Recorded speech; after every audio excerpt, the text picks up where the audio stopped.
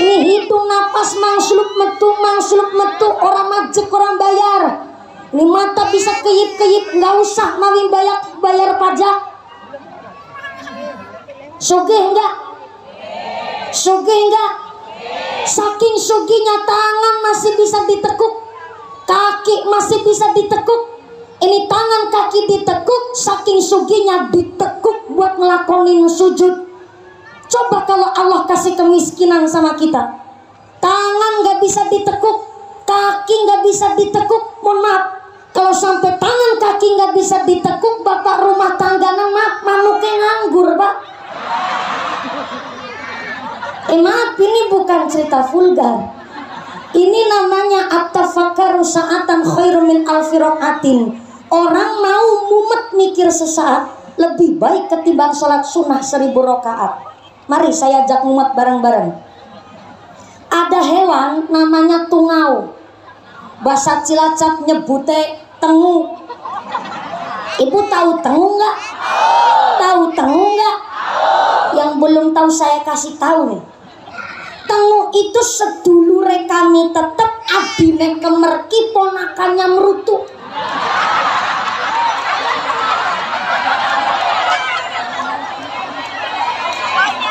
Gak usah lah bertanya tengu anaknya siapa. Tengu anaknya tengu. Tengu tungau hewan sebegitu kecil. Cilacap ngerti tengu, Rokan Hulu pun ngerti tengu. Berarti tengu manak bu. Kalau tengunya beranak pinak berarti tengunya meteng. Kalau tengunya meteng berarti ada tengu lanang, ada tengu wadon. Kalau ada tengu lanang, ada tengu wadon, mungkin ada tengu gelem selingkuh juga. Gak habis saya pikir. Tengu hidupnya di ketiak, tengu hidupnya di kelek, laku napas. Kalau tengunya napas dia punya tenaga. Kalau tengunya punya tenaga berarti tengunya makan. Kalau tengu makan berarti tengu punya rezeki. Kalau tengu punya rezeki berarti sampai tungau nggak kelewatan dapat rahmatnya Gusti Allah. Manusia ini bentuknya paling sempurna bahkan dibandingkan dengan makhluk yang lain. Laku ada manusia nggak mau sholat berarti kalah sama. Pinter banget gimana? Maka mohon izin maaf, wong pinter sama wong cerdas itu beda. Halo,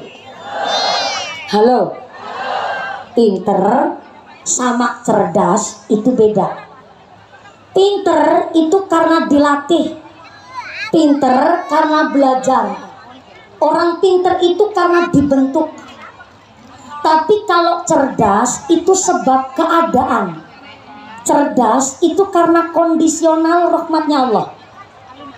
Wong pinter karena dibentuk, cerdas karena keadaan.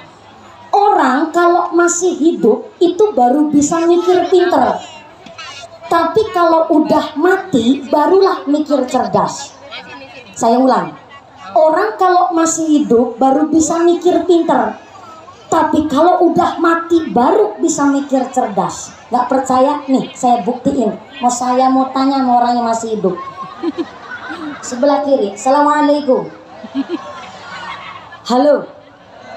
Masih nafas? Alhamdulillah. Saya mau tanya dan saya mohon bantuan. Ini bantuannya. Mari kita berpikir tapi secara logika nalar anak SD saja. Saya mau tanya dan mohon izin dibantu bu. Maaf saya bertanya. Antara ban bekas sama emas sekarung, lebih mahal ban bekas apa emas sekarung? Emas sekarung. Terima kasih, itu jawabannya wong pinter. Jelas dong anak SD aja bisa mikir. Ban bekas sama emas sekarung tentu lebih mahal emas sekarung. Tapi ada orang gak bisa berenang, nggak bisa ngelangi kecemplung kolam. Gelagapan dia mau ketilam disuruh milih antara ban bekas sama emas sekarung. Kira-kira lebih milih emas sekarung apa ban bekas? Nah itu jawabannya wong cerdas. Orang kalau masih hidup baru bisa mikir pinter. Gak cuma pinter, licik malah. Liciknya orang masih hidup, kepinginnya ban bekasnya kecandak, emas sekarungnya digondol. Itu liciknya orang masih hidup. Gak cuma pinter, licik malah. Tapi ketika setelah namanya mati, baru bisa mikir cerdas. Kalau napas udah sampai tenggorokan, kalau napas udah sampai kerongkongan, barulah kita bisa mikir cerdas. Ternyata antara sholat sama harta, masih lebih penting sholatnya ketimbang hartanya.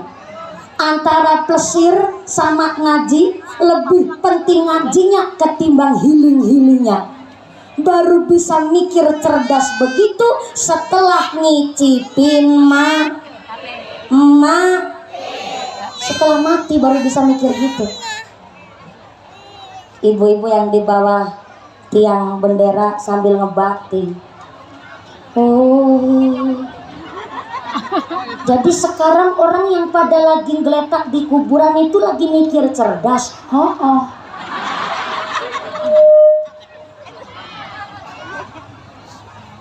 Kenapa saya ngomong begini? Karena kita masih hidup cuma mikir pinter, belum bisa mikir cerdas. Waktu masih hidup kita ini dikelabui dengan nikmatnya dunia, termasuk yang lagi ngomong ini. Padahal yang namanya kematian, fa idza jaa ajalluhum la yastaghfiruna sa'atan wa la yastaqdimun. Lamun sudah datang yang namanya ajal mencabut nyawa, maka nggak bisa diundur, nggak bisa dimajukan walaupun cuma sesaat, Bu. Namanya mati nggak pandang bulu. Bisa panjenengan duluan, saya belakangan, bisa? Atau mumpuni belakangan, jenengan duluan, monggo saya ikhlas. Ikhlas saya, Bu. Itu kan udah dibalik tadi. Namanya mati datangnya tidak disangka-sangka dan tidak terduga. Bahkan yang namanya mati, sertifikat renang ora kanggo. Halo? Halo? Sertifikat renang ora kanggo. Putranya Pak Gubernur Jawa Barat, putranya Pak Ridwan Kamil, almarhum Emeril, punya sertifikat renang. Artinya kalau sudah punya sertifikat renang, tidak cuma bisa berenang tapi mampu berenang. Kalau mampu berenang, dia bisa ngontrol dirinya sendiri. Bahkan kalau ada orang yang ketilang, dia tahu SOP cara nolongnya karena punya sertifikat renang. Tapi namanya ajal, sertifikat renang orang kanggo. Nyatanya putranya Pak Gubernur Jawa Barat sedo dengan keadaan syahid akhirat dengan cara tenggelam, sertifikat renang orang kanggo. Apalagi panjenengan cuman sertifikat vaksin. Vaksin. Udah pada vaksin belum? Udah berapa kali vaksinnya?